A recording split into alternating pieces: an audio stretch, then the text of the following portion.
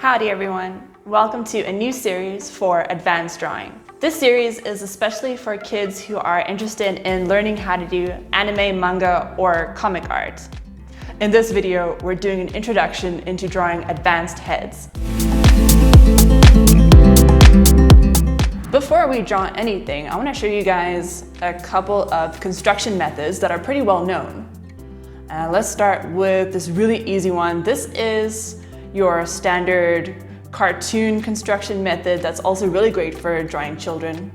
Next one is the Riley method. This one is pretty advanced and I've never ever drawn with this one. My favorite one is definitely the Asaro head.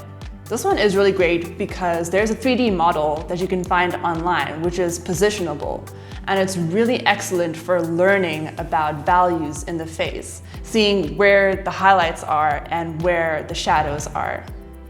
A little bit easier is the Loomis method. This one is really helpful for starting to learn how to break down faces and an easy way to construct faces for your own characters.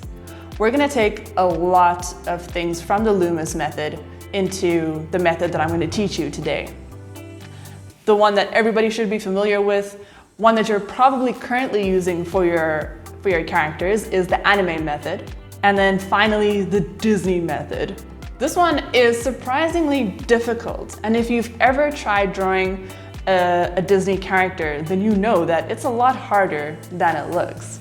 So we're also going to be borrowing some elements from the Disney construction method. The construction method that I'm teaching you today is one that I formulated myself, taking parts from construction methods that I found very helpful for designing characters. So this is the one that I'm teaching you guys today.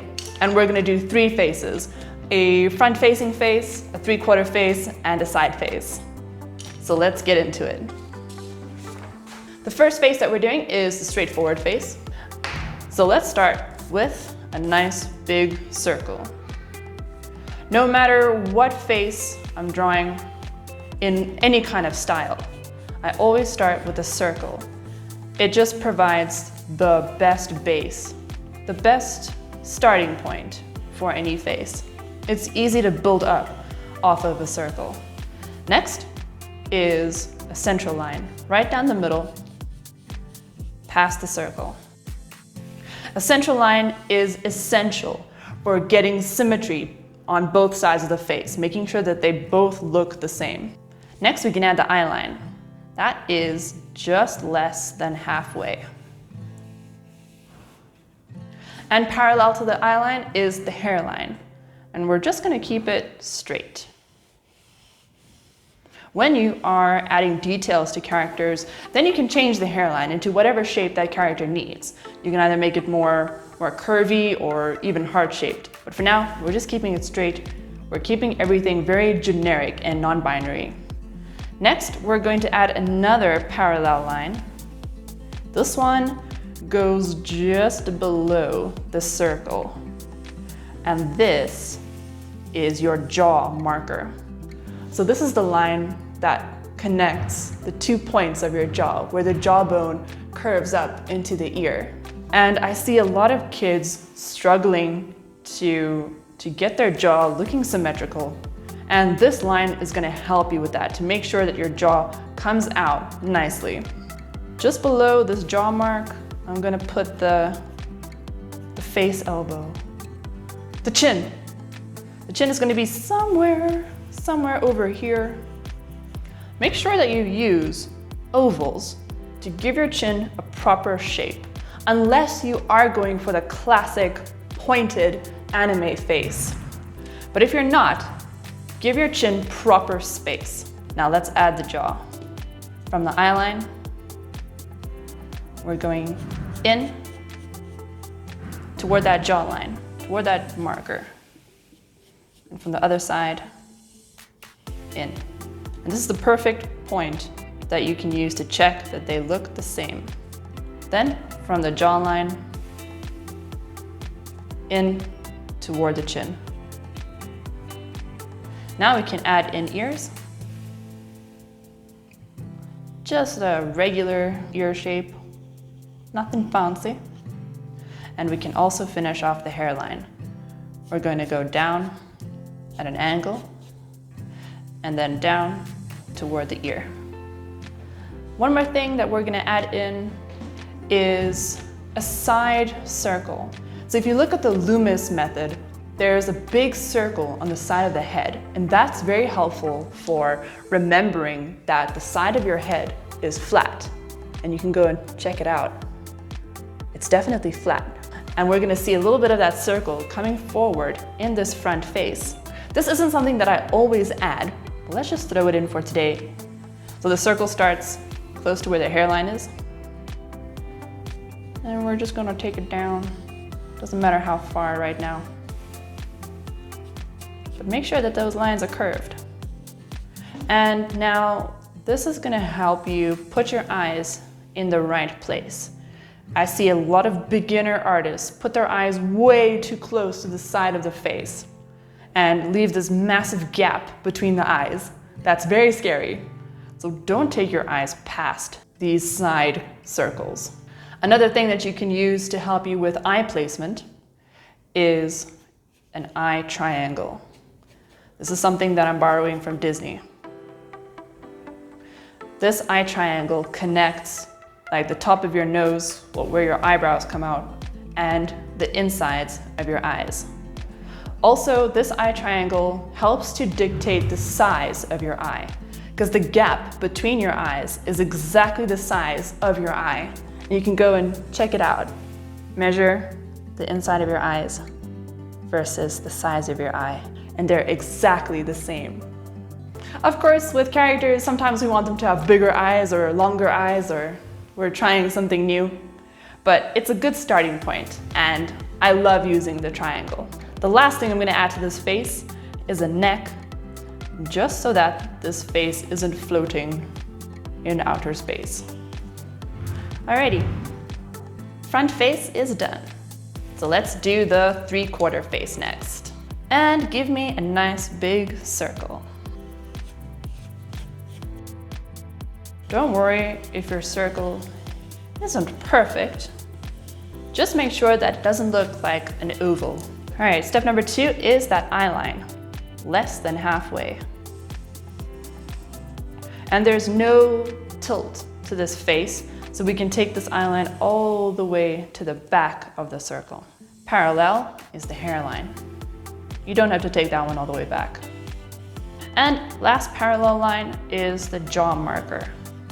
The next thing that we're going to add is the center line, and I'm going to start it over here in the forehead, just going down. Then for the top of the head, it's not just going to go up, it needs to follow the curve of the circle. Then let's continue with the center line, and we're just taking it straight down. And at this point, I like to estimate where my chin is going to go. Now we can finish the side of the face. So from the hairline, follow that curve down to the eye line. We're not going to add any indents or any eye sockets right now. We're just doing the basic shapes, the building blocks for this face. It's just a study. Details and indents and all those things will come later. Now from this line, we're going to go down to the jaw. And then we're going to change the angle slightly and go to the chin. But before we do the other side of the jaw, of the lower face, we're going to add in the side circle. With a 3/4 face, that side circle is important. Give me a nice big oval. Don't make it too little.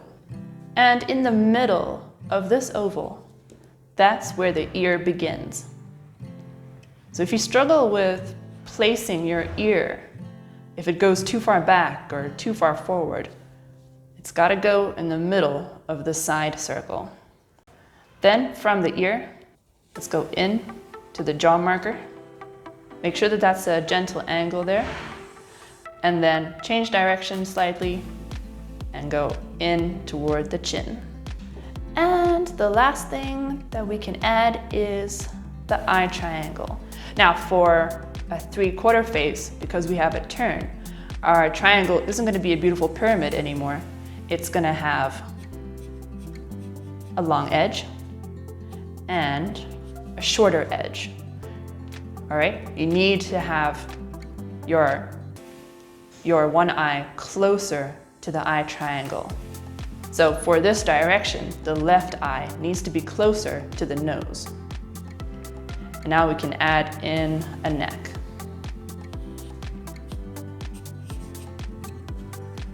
Cool stuff. Next face. You can go ahead and draw a circle.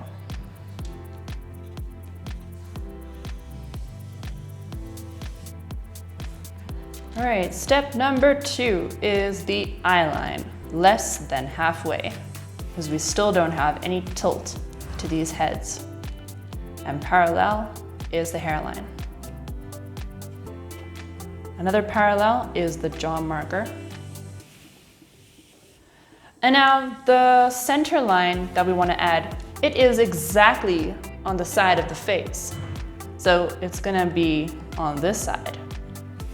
But before we do any kind of definition here on the side of the face, we need to add the eye triangle.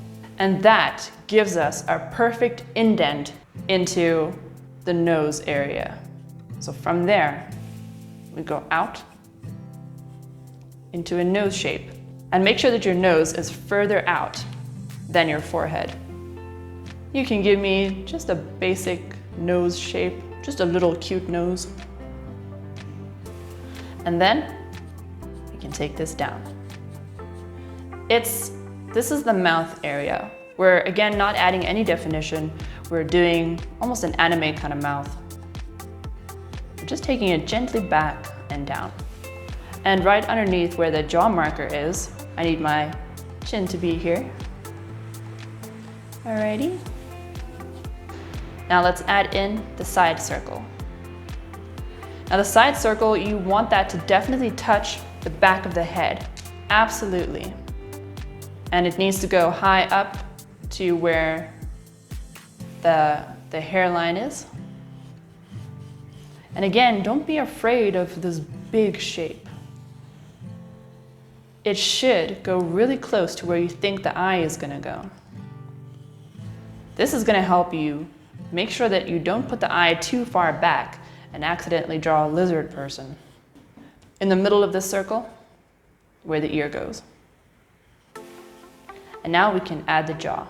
So from the ear, going at an angle downward onto the jaw marker, and changing direction toward the chin. So I've got a pretty small face area and a lot of space for brains. And last of all, let's add a neck. Now, don't make any giraffe necks, okay? Don't just go straight down like that. We need to make sure that the neck feeds out of the back of the head and that it curves gently. For the front line, don't take it straight down now. Take it out also at an angle.